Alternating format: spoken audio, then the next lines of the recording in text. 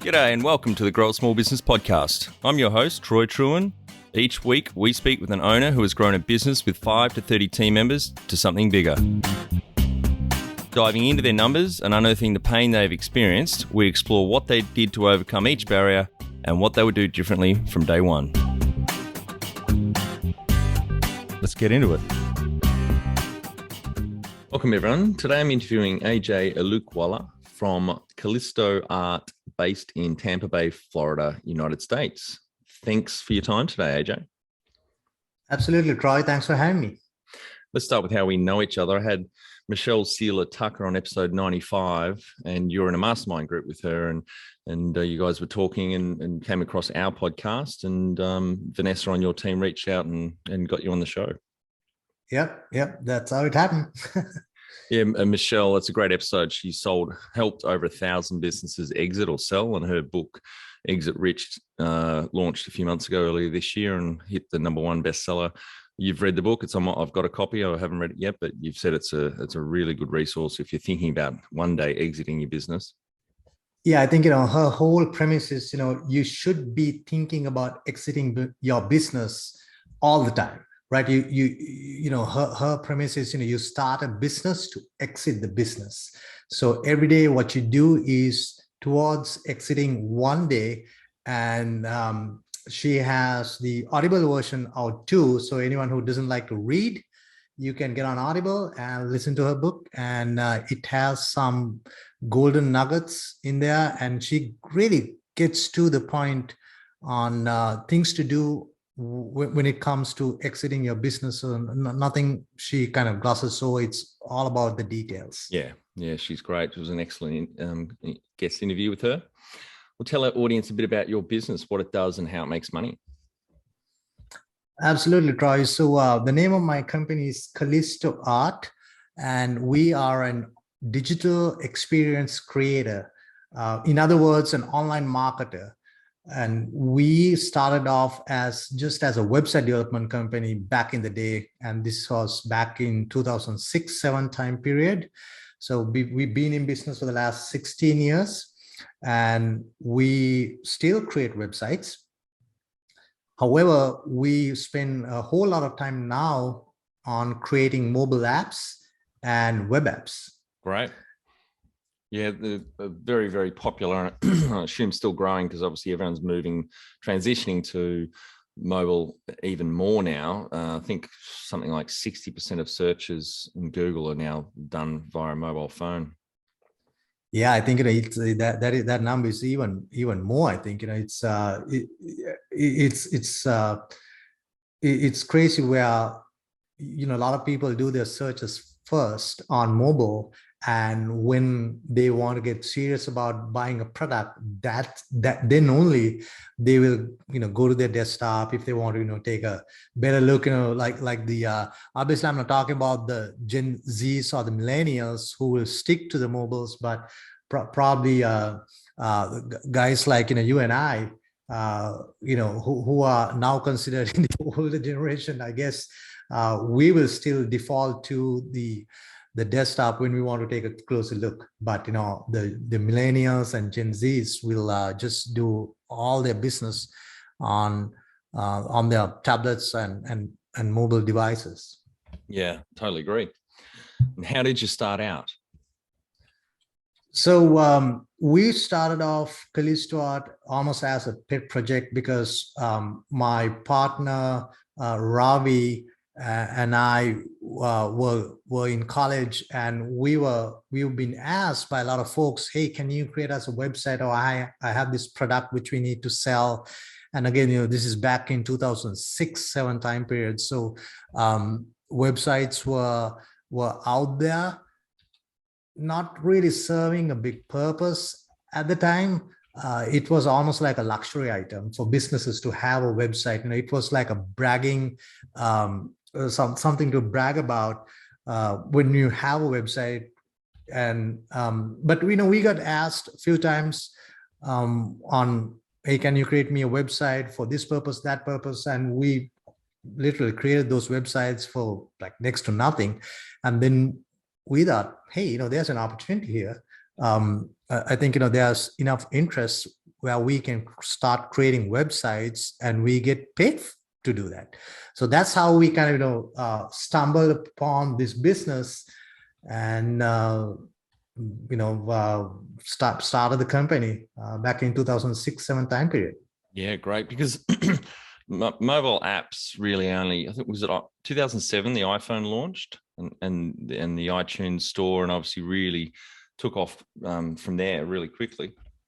Yeah, so although we started the company in 2006, we've been only working on mobile apps and web apps for the last, maybe I would say, last 5 years. And over the last 5 years, we've created over 70 different apps, including the web apps. And it really boils down to what you want. Some people come to us and say that, oh, I need to create an app. And I ask them, do you really? Who came up with that idea? Yep. Right? And most of the time, the answer is, I came up with that idea. And then I would say, no. If you need an app, it's not you who should need the app. It's your users who is asking for that app, right? Would you take this app and put it in your phone as a user? Just think about that. It's not something fancy to have. There really needs to be a good use case for it. Maybe it needs to improve your business. Maybe it needs to increase the value of your business. Maybe it's your internal processes. Maybe it acts as a lead gen. So there needs to be a real use case for a business to get their own app. So just because you think it's cool to have is not the right way of looking at it. No, absolutely not. I don't think it's limited to apps. So I think a lot of business owners launch their business or new products thinking this is going to be well received by the market, yet they haven't done any fucking market testing. They haven't actually asked the customers who are going to use the product or the business services, or done any surveying, etc. And I certainly made that mistake early on in my career. Whereas if you were to run some tests, canvas, then you will have a much better idea on whether there's product market fit, and then you can launch a minimal viable product, MVP, and iterate from there. I think it's quite common, not just in apps. Yeah, absolutely. And the way we look at it, it's the same way. We asked them, what kind of research have you done? Yeah. Have you get on Google? It's very easy for someone to do. And it's remarkable the amount of times we hear from people that they haven't really done their preliminary research, even on Google. So we tell them, just get on Google, search to see whether there is an app out there which does the same thing which you are thinking about creating.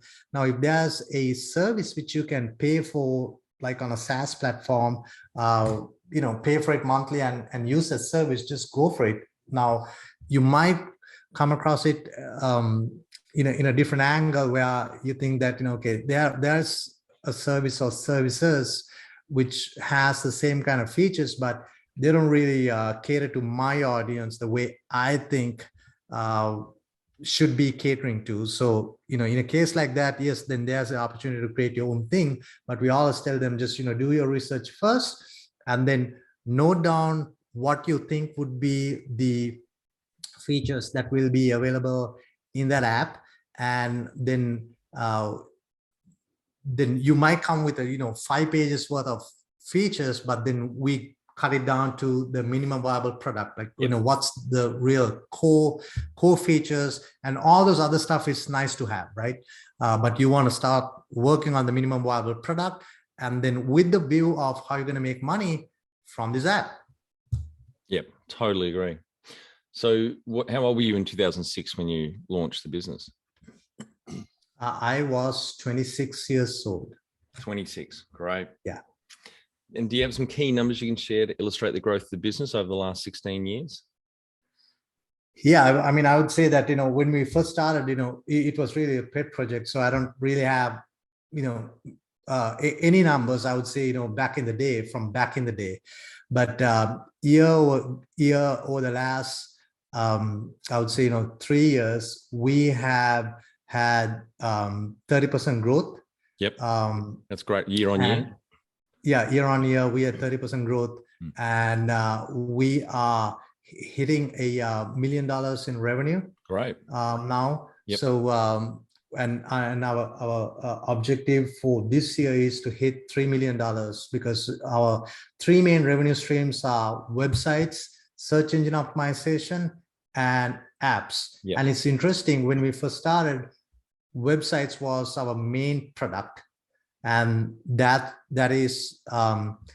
was our bread and butter. But now things have shifted.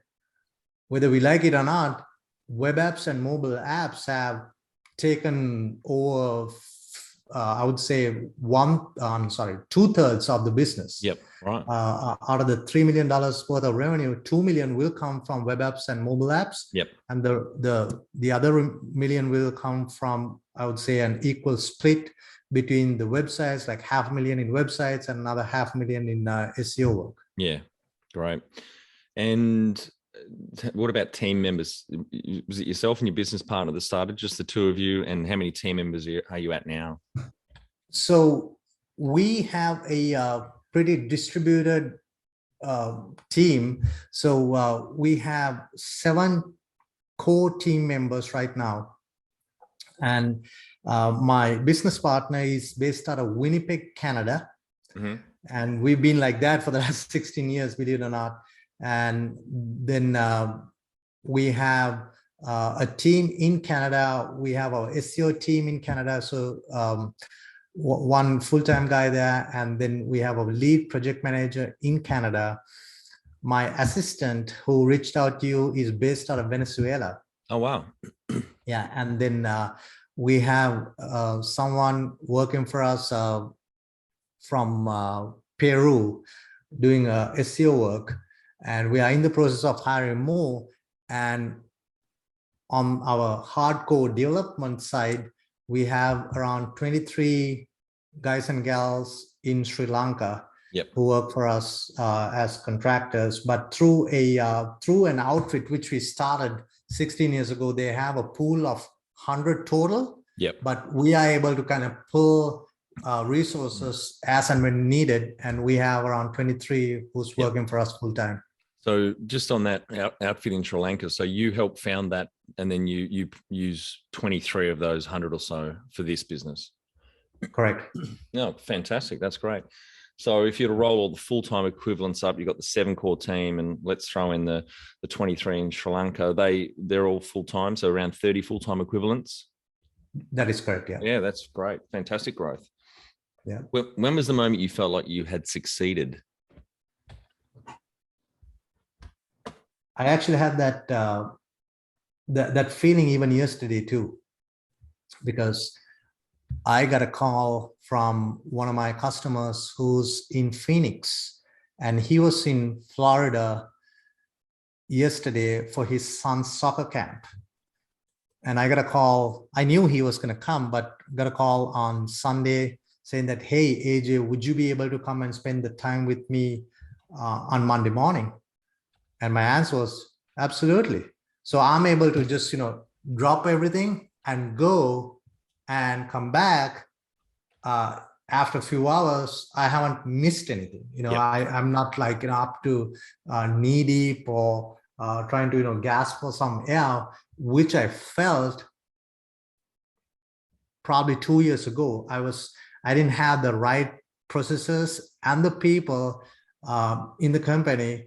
We were grinding on a daily basis. So I think, up to 2 years ago, we were operating like that, but we were able to, get out of that, put some strict processes and key people in there, which helps you to be out of your business, and, nothing just, comes crumbling down to the ground. Right. So I think, a lot of small businesses, this is the kind of the vicious cycle they live in, right? So most of the small business owners basically create a job for themselves. Yep. And they are doing a job rather than being a business owner. And they are thinking that if I hire more people, what I'll do to myself is now I'm going to just create a bunch of operating expenses. Yes. And then I'm stuck with those. But you have to get out of that scarcity mindset. You have to think that you are not creating a bunch of operating expenses for yourself. You are just creating freedom opportunity for yourself, right? So that's how you have to start thinking about it. By hiring more people, you are truly creating the opportunity to be free from not having to grind on a daily basis. I'm not saying that you want to let go of the wheel for months and think that everything's going to be okay. But I'm not saying that. I'm just saying that if you have to take a week off, 2 weeks off, you should have key people who are making the right decisions on behalf of you and who can report on key numbers back to you. If something goes wrong, or if they feel like things are going in the wrong direction, they should be able to get back to you, reach out to you and ask, hey, what should we do? Just the ability for them to know that something is going wrong is more important than knowing how to fix it. Yeah. Right. So that way things won't go completely off the path. You'll be able to turn things, dial things back to where they need to be as and when needed. So as small business owners, you always have to think about, how do I work on the business rather than work in the business? Yeah, totally. And from the sounds of it, you've read Michael Gerber's book, The E-Myth. He talks very much about on and in the business, and also, building that job for yourself. If you take the technician mentality as opposed to the entrepreneur or the manager, the 3 roles he talks about, it's a great book. I assume you've read it. I don't believe I've read it. I need to I need to definitely pick that up. Yeah, it's my favorite business book. I recommend anyone, particularly wanting to grow their business. I read it about 5 years into my business journey, and a lot of it sounds common sense, but there were so many things that we weren't doing in our businesses, particularly systems and processes, exactly like what you were saying, the mentality of team members being a cost, not an investment. And so you can free your time up to work on the more valuable things, which is mostly sales and marketing or product innovation, for example. Yeah. So what does success look like to you? Success, what success looks like to me is, I think, I kind of tapped into that a little bit with the answer to the previous question. It's freedom, right? Freedom to not be tied into a chair and a computer, and having to always be in front of it to keep on producing. Success is when you are not on your chair, or when you're not in your chair, you are still making money, you are still producing, your team is producing for you, which gives you ultimate freedom. Yeah. That is what success means to me. Number one, perfect question for you. Number one thing you'd recommend to marketing a fast-growing business? The number one thing I would recommend to market a business so it is fast-growing, is that work on your Google My Business profile. Yeah. It's free. Go to business.google.com. A lot of small business owners don't even know that there is something called a Google My Business profile, which you can work on. So you can basically get in front of thousands, even hundreds and thousands of potential customers just by posting it for free. Because everyone thinks about, oh, marketing, I need to spend a bunch of money on print ads, or I need to run a Facebook campaign, I need to do TikTok dancing videos. That's no. So just because all those likes and shares, they are cute, but when you want to capture people who are serious about spending money on your business, where they go mainly is Google. Yeah. And just think about it. The ironic part about Google is if you go to google.com, what do you see? You just don't see, I mean, they can pretty much have 100 things running everywhere, right? On their homepage. But what do they have? They have a search bar, and that's it. They are really in the search business, right? And that's it. They don't have ads running on their own homepage, and they are the people who make the billions out of running ads for others. So well, think back to the days, the late 90s. I mean, Yahoo, that home, it's probably, I haven't been to Yahoo for 10 years. I hated it, but it was so cluttered and crowded. And then Google came along, one very simple homepage interface, and just blew everyone away with its simplicity. Right, exactly. That's my point. So do as much as you can to be in front of Google, and you can really build up a fast growing business because you are marketing to the big dog of the internet world.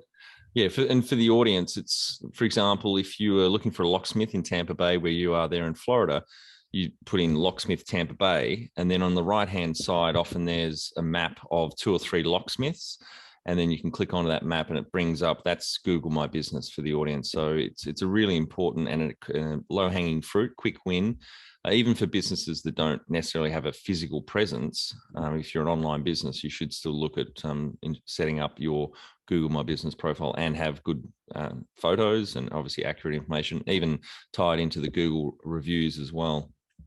Yeah, what I would add to that is there is something called Google Posts. When you have a Google My Business profile, a lot of people don't know that you can actually post to your Google My Business profile about maybe new products you have, maybe some marketing promotions you have, maybe the different services. And then there's a question and answer, like a FAQ section. And all of this is free. This is completely free. So please make use out of this, because it will really generate business. Because the way the Google algorithm works, the more you work on your Google My Business page, it sees it as, oh, this is someone who's really working to make our life easier in getting the right and relevant information in front of people. So let us promote this person's business more than someone else who's not doing any of that.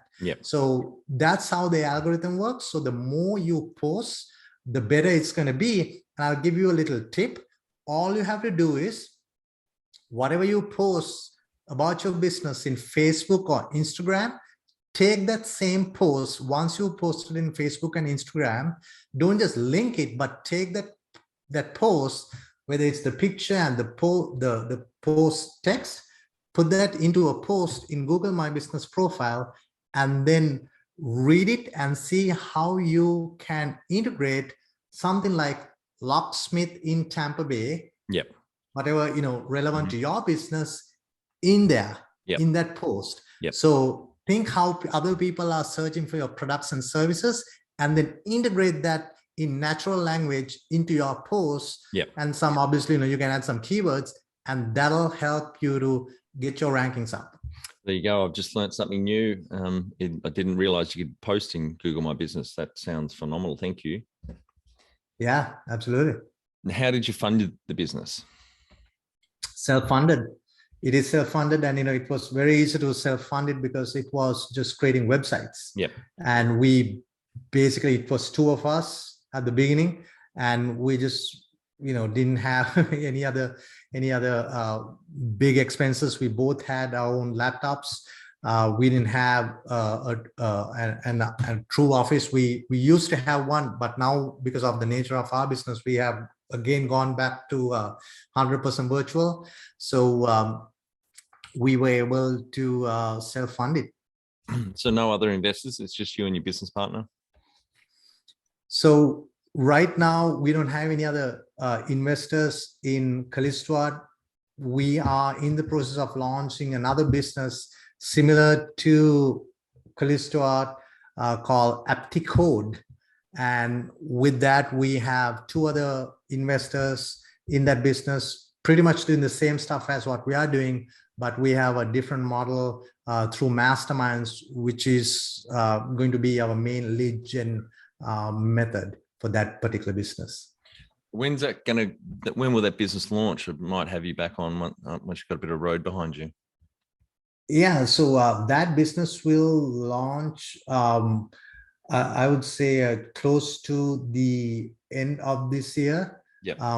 We are building up the infrastructure for it. We are in the process of hiring people. We are going to have an actual physical office in Jacksonville, Florida. Yep. Which is in the other side of Florida. I'm on the west coast of Florida in Tampa, and this office is going to be on the other side in Jacksonville, and we are going to have people in the office with that operation. Yep. Oh, fantastic. If you were to start up today with plenty of funding, would you go into your industry? Say that one more time. Sorry. If you were to start again, if you were to start up today with plenty of funding, would you go into your industry? Absolutely. Yeah, I don't think, I mean, in our industry, I would say that, it's very easy to get started. You can start with just your computer and the right connections. This might be the tricky part, the right kind of connections. So it took us a while to build up an audience, to get into masterminds and the right kind of groups. I remember when I was just starting up, I was going to the chamber meetings day in and day out. I was in chamber meetings for like 8 months before I got our first website project. And I was at one point thinking, what am I doing wrong? Yeah. Am I doing something wrong? Am I not talking to these people in the right way? Am I dressing up or dressing down too much? Yeah. Your mind starts playing all these, kind of weird mind games with you when you are not getting any business. But it's a matter of, someone getting to know you, to like you, and to trust you, right? And that takes time. So I would say it's very easy to start with our business, but it's very easy to, just like with any other business, easy to ruin your reputation as well, and not get any work. The number one complaint I hear about my industry is the lack of communication. Yes. And the lack of, this is connected to communication, lack of following up. Yeah. Because people who are in our world, in the technical world, are great about, being in a corner, be stuck in your cubicle, program things away, and they are happy in their dark spot in the cubicle, right? But people outside of that wants to be communicated as to what's going on with my project. Have we made any progress? Are we all on schedule? Have we missed the schedule? If we have missed the schedule, what tasks are behind us? What are we going to work on this week? Are we going to hit our milestones? And all kinds of different questions like that, right? So if you are not communicating with your customers, and the other funny part is, although you are communicating, you might not be doing the right kind of communication. And this came to us as an epiphany, because when we were doing search engine optimization, we have a tool where we can set automated reports, which goes out to show them what kind of progress they have made month over month in terms of their search rankings, in terms of the phone calls they have received, in terms of how many people have visited their website, what kind of impressions they have made. And some of our customers say, AJ, I'm getting this report. It seems to be great, but what does it mean? Yes. Yeah. And we are like, it's right there. It says you are getting 34 calls. Yeah. Right. But what people need is get on at least like a 20 to 30-minute phone call and walk them through it. Yep. And tell them, okay, this is what we've been doing, and these are the results which we are getting. Basically summarize the report and translate the report from maybe technical information to the layman's vernacular. Yes. Right. Just tell it to us in plain English, Yes. right? I don't need to know, all these other technical jargon, right? So that's where the right kind of communication comes into play, and where it becomes very important. Can you outline the most stressful point in your small business growth journey so our audience can learn from it? The the point where I would say is persistence, right? So if you are not persistent, and if you are a quitter, you give up easily, you're not going to survive as a small business owner. Small business growth is hard. Small business existence is hard. Starting the small business is the easiest thing, but running a small business and having the longevity of a small business which is successful is the hard part. So if you want all of that, you have to be persistent, whether it's revenue, whether it's process improvement, whether it's people, hiring good people, and also developing the people whom you hired. Persistent, I would say, is the main point I would recommend anyone for small business growth. But is there one moment in time or one point that was the most stressful in the last 16 years? Yes. So it's not with KallistoArt, but I've been partners with another business which was in the retail industry, which actually took a lot of time away from KallistoArt, where that business basically took a belly flop within less than a year. Yep. Where we were losing like $5,000 a month. And the most stressful and sad moment in my life was having to go and ask for $10,000 from my wife, so I can keep that project running. And since I paid that back, but it was very embarrassing and heartbreaking. The partnership which we had at the time just shattered into pieces. It was all kumbaya and good humor at the time we started it, but at the end of it, it was all like shattered into million pieces. And financial bloodbath.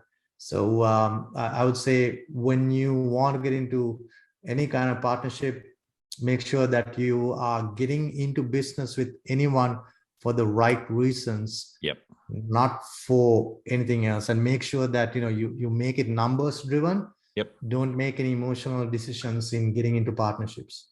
Totally agree. I've had 29 business partners now and 14 businesses, and I've certainly made that mistake in the past. Really good advice, AJ. Yeah, absolutely. What area in business do you feel you've had to work on the most to add the greatest value? I would say it's I want to actually say two parts. The area where you want to cultivate relationships for business revenue growth. You really want to cultivate meaningful relationships. Not short-term relationships. So make sure you take time to cultivate those relationships. And then when you have those relationships and when revenue is coming, to keep those relationships growing or growing and going, you can't do it by yourself. So you need to have a solid team who's working with you, pushing you, and working behind the scenes. So make sure that anyone who's listening in, spend a lot of time cultivating your a solid team as well.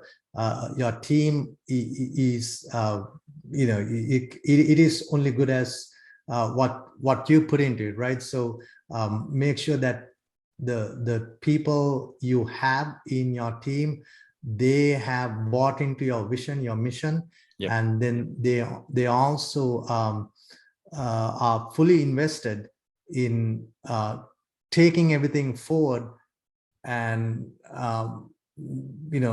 try to do the best possible job for your clients. What have you enjoyed the least about managing fast growth? The growth itself, I would say, the speed of the growth. Sometimes, as an entrepreneur, you have so many different decisions you have to make, and so many different distractions which come along. So that can be it feels very enjoyable upfront, but when you are in it, and when you are in the weeds, then you start thinking, why are we even doing this? Why did we get attracted to this bright and shiny object, and we have steered away from our core competency, right? So let's kind of do some course correction and come back to it. So I would say all those distractions can be the least enjoyable thing, because they really get you out of your core competency. Yeah, you've got to have real discipline to focus and set priorities, don't you? Yeah, absolutely. What do you love most about growing a small business? The challenge, right? Every day it is a new day, and there are new challenges, and they can seem like they are the same stuff which you did yesterday, but if you just change your lens and start looking at things in a different way, and if you look at it as challenges, and if you challenge yourself to do new things and be innovative, then that's going to be thrilling on a daily basis. And you just have to keep working on your business to make it challenging for yourself. What has been the biggest mindset shift for you in your small business growth journey? I think the biggest mindset shift is not think too small, because especially when you are starting small, when you have a small business, you always think that, oh, I don't know whether so you have all these reasons, all these alibis. I don't know whether it's going to work. I don't know whether they'll pay that much. I don't know whether there's a market for it. I don't know whether my product will be competitive enough. I don't know whether my stuff is good enough. I don't know whether we can service a customer at that level compared to how everyone else is. And then I don't know whether, so all this, I don't have, so all these excuses, right? All these different excuses. And I remember the number of excuses they throw out in the Think and Grow Rich book by Napoleon Hill. Yep. At the very last page. So you start seeing all these alibis to yourself. So I would say, just don't think too small, think big. Yep. When you think big, you can achieve anything. Just think big. And that's how you just have to start. That's how you kind of really grow your business. If you start thinking small, what happens is you become comfortable in your business, and then year over year you're not going to see any growth, and you'll stay a small business forever. If that's what you want to do, then yeah, go for it. But if you want to kind of grow your business, then you want to start thinking big. The number one habit you think a small business owner needs to develop and maintain? At least read 3 or 4 books a month. Yep, great advice. Because I got my MBA back in 2009 in Wichita State, but my real learning started when I started listening to books and started reading books. The first book I would say the personal development book I read was Rich Dad Poor Dad back in 2004, and that helped me with the mindset. Great book. Yep. It helped me with the mindset change. Yep. And then since then I've been just reading books, listening to different books. And also, as a small business owner, this is what you need to do, right? You need to bring your clan along with you on this reading books journey. So every month we have our all hands meeting, and all hands meeting is pretty much bringing everyone together on a Zoom call. And during this call, we do book assignments. We pick one book, which can be applicable to anyone, and we will talk about it. And the last book which we recommended was 10X Rule by Grant Cardone.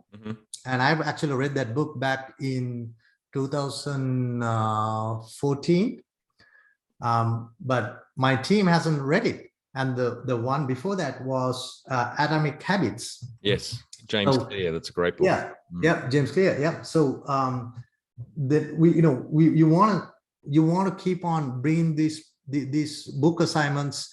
And then my thing is, I will tell anyone in KallistoArt, if you have a problem or if you have some kind of difficulty in getting this book, just let me know. I will buy the book on behalf of you. I will ship it to you. Yep. No problem, right? Just let me know, because it's very easy on Amazon. You can do it. You can ship the Audible version or ship the hard copy. Just let me know what you need. It literally takes like 2 minutes to do it, and I will get any of those books out to anyone. And it's really, and the book assignments we do is all about personal development and even professional development, but it doesn't mean that they are directly connected to KallistoArt. It's not the case. It's not that we are trying to push our agenda on people. We want them to just become good people, whether they work for KallistoArt or not, right? I remember a couple of months ago, we had someone from another country who was working for us, and we had to let her go because there were some performance issues. But even before she was let go, the previous week she requested 2 books, and I got those 2 books out to her, right? So it's all about making sure that person can be successful, whether they are successful at KallistoArt or somewhere else. We don't, it doesn't matter, right? You want to genuinely help someone to take the next step in their education, in their life, their professional growth, whether they are with us or not. Want to become the best manager you can be? Check out our Kick-Ass Manager course at growasmallbusiness.com. Do the course, then add your fellow managers for no extra cost. Join the 30%. 70% of people quit their job because of their manager. Can you talk to how you've added people to the team, some wins, mistakes, and advice for those listening? Yeah, so some of the wins which we have within KallistoArt is we celebrate as a team when we pull things as a team, right? And then I remember, I can actually come up with a great example. So last week, my CTO and the lead project manager were both out of office because they took vacation time for a week. And then someone else stepped up, and I kind of stepped in, and we were able to manage even without those 2 key people for a week. So when we have those that's a win in our mind. That's a win when we can actually allow someone to go in and enjoy themselves with their family, and we don't have to bother them while they're on vacation with their family. That's a true win for us, right? So some of the pitfalls we've had is lack of communication, and then we address those issues. Well, we've said that we can't keep on making these mistakes, because we're going to look bad in front of our customers. Now, what we do is we actually have a system in place. We use a platform called Motivosity, and with that we can give we can recognize each other, and then we have something called K-Bucks internal to KallistoArt.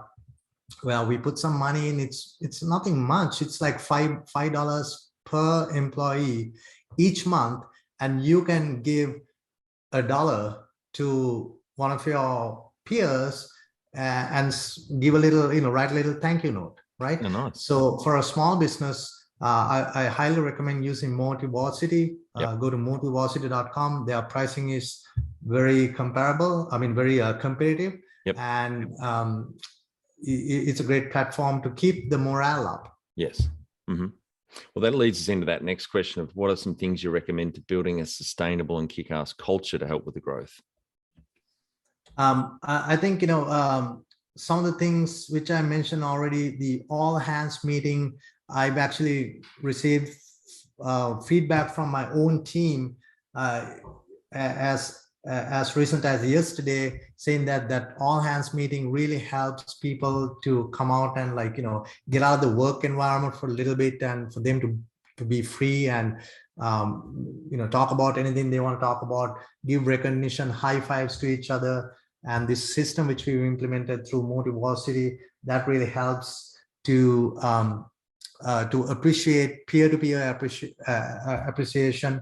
That really helps. And then we try to take our team out for retreats from time to time. And then we have bonuses given out, quarterly bonuses to our team when they perform well, and we get some big wins. So that way, those are some of the ways where we keep our team motivated. Tell our audience how you've handled balance. Yeah, so the way I do it is I actually carve some time in the morning for just just thinking time. So I go for a bicycle ride in the morning, do it for like half an hour, and that gives me time to just think about certain things and contemplate about certain things, life in general. Listen to audiobooks, believe it or not, brings me a lot of peace. It's like meditation for me, because I'm riding a bike, and at the same time I'm listening to an audiobook. It's very peaceful. And then I play basketball with my son in the evenings. Just get out there, play some hoops. Right. And that really helps. And then sometimes during lunchtime, I go and sit down with my daughter, and we play games or get into the pool for a little bit, and that really gives me an opportunity to get out of the work mode and spend quality time with family. Yeah, fantastic. And how much professional development have you invested in yourself? You've mentioned MBA, and you also you recommend reading 3 or 4 books a month. Anything else on professional development? Absolutely. We are part of 3 different masterminds, and every time I go to these masterminds, I'm basically mind blown, because you get to spend time with people who are at maybe a very high level, right? If you are people who are billionaires are in these masterminds, people who are at your own level, people who can talk about your own issues at the same level. So we heavily invested in masterminds. And then also we hire coaches from time to time. Yep. For KallistoArt to see whether we are doing the right thing. And I would say that after 16 years, during the last session we had, we realized that we need to change the name from KallistoArt to Kallisto Tech. Yep. Because when we started the company 16 years ago, we were creating websites, right? But now we are more on the app side and the web app side. So we have become more of a technical company than a website creating company, because when we first started, our tagline was creating most beautiful art form on the web is our passion, and that's how KallistoArt came into play. Yep. But now people get brand confusion. They ask us, are you an art dealer? Yeah. Do you deal with graphics design? Yeah. What kind of artists do you have in your team? So we are going to change the name to Kallisto Tech, and that actually came out from hiring a consultant, and we did a 1-day session with that consultant, actually prior to one of the masterminds which we had in Nashville, Tennessee last month. So it just came out of that. So you never know the things you learn by hiring a coach. So I highly recommend that. Yeah. And even after 16 years, right? And we have been an online marketing company all this time. Sometimes, our own marketing can be screwed up. Yep. Right. And I'll own it to our own mistakes. Yeah. And take the, I guess, things have changed for the better. What worked then would not work now. So Yes. just be open to change. Yep. And just, own up to changing times. You've mentioned coaches. Have you had mentors along the way? I haven't had formal mentors, but I try to draw from a lot of high-level people whom I've got to know through these masterminds. And just sitting down and having lunch with someone can be very powerful, who's on a who has taken this entrepreneurial journey to another level. So I've had those kind of experiences, but I haven't had someone whom I'll just sit down on a weekly or a monthly basis. I know I have not had mentors. That's all right. Do you have a board of directors or advisors? I do not, but I belong to a mastermind called Board of Advisors. Right. Okay. Yep.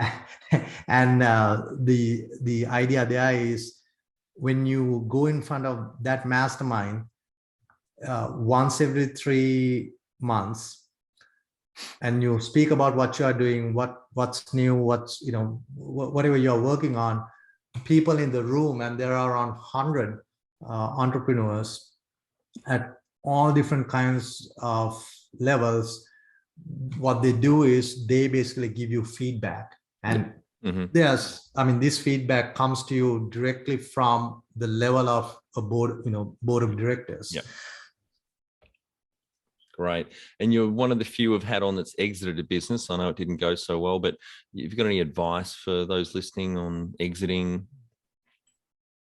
Yeah, I don't think I'm in a position to give any good advice, because the exit, we had to take the exit. Yes.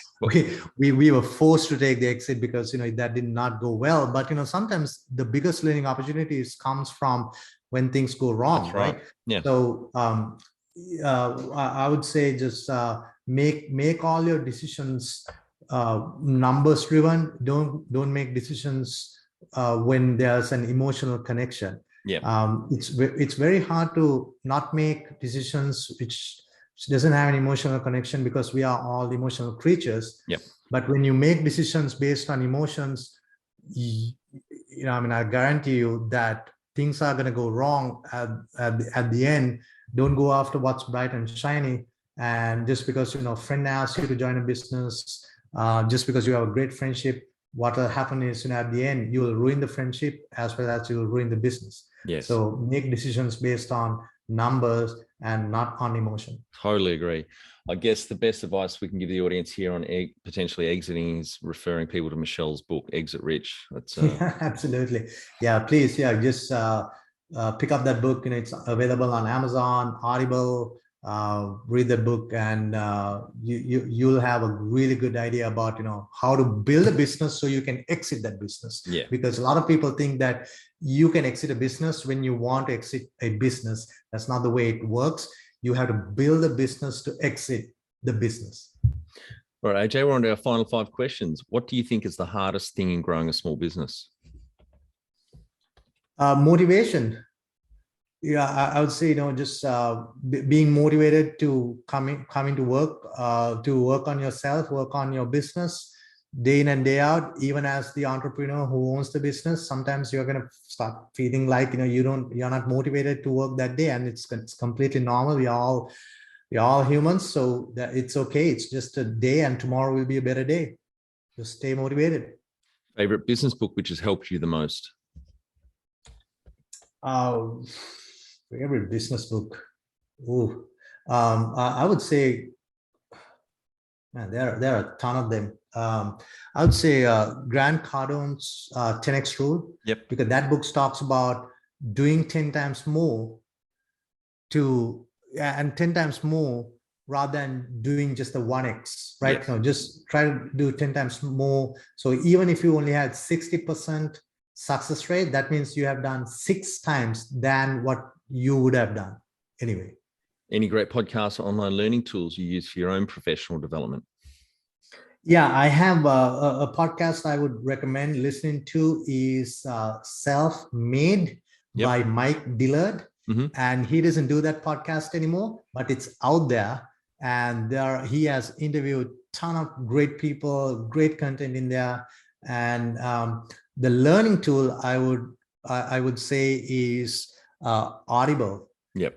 It's cheap. I don't know about over there, but here in the United States, it's $14.99 a month, and I think you get 2 credits. So I don't even know, and I don't even care. That $14.99 is That's amazing. Is amazing. It's the opportunity cost of not spending that $15 is far greater than spending the $15. So make sure you get yourself an Audible account. One tool you'd recommend to help grow a small business? ClickUp. Yep. ClickUp. Yeah, that's a tool which we recently started using. Online course platform? It is an online project management platform. Where you can manage all kinds of projects. It really doesn't matter your industry. We have used Asana by Google, and then Teammetric bundled together to manage our projects in the past. And then we were looking for a different platform. We looked at Pipedrive, we looked at Slack, and thinking about stacking all of those together. Then we discovered ClickUp, which has all of that, and it is a tool which has revolutionized our business. Because it not only gives access to your team, but it also gives access to your clients, so they can log in anytime and see where their project is. So if they want to see what's the latest on their project 10 o'clock at night, they can just do that by logging into their own account rather than having to even talk to us. So that's better than, assume you looked at Basecamp and Monday.com as well? Yeah, we have actually used Monday.com as well. So I completely forgot about it. So before Asana and Teammetric, we paid for a Monday.com account. We probably used it for like 3 months and stopped using it. Just because it was, I don't know, maybe they have got better over the last 2 years, but so this was like 3 years ago, and we didn't really care for that much. So ClickUp is very intuitive, so I highly recommend ClickUp. Finally, my favorite question: what would you tell yourself on day one of starting out? Think big. Think big. You gotta think big. I think we were thinking too small for a very long time, and we were thinking about, because it comes with territory, right? When you're starting off, you're scared. You don't know whether you'll be able to basically find enough money to basically fend for yourself for that month. So you are trying to take whatever the jobs which comes your way, whatever the money, it doesn't really matter. You'll take it and you just try to go at it. But the moment you have a little bit of confidence in yourself, start thinking big. Day one might be a little hard because you are just you are scared, and you are that human fear gets the best out of you. But the moment you get some confidence, start thinking really big. Great. Well, thanks very much for your time today, AJ. I think the audience get a lot of value out of what you shared with this really interesting journey. 16 years, gone from yourself and your business partner now to around 30 full-time equivalents. Congratulations on that growth, particularly 30% year on year in the last 3 years, and looking at tripling in the next, or this year. So that is phenomenal growth, and well done. Thank you very much, Troy, for having me. I really enjoyed talking with you, and look forward to being back sometime. Absolutely. I've got it in my calendar. We'll be in touch a bit over a year for the new business. There you go. Very good. Thanks again, Troy.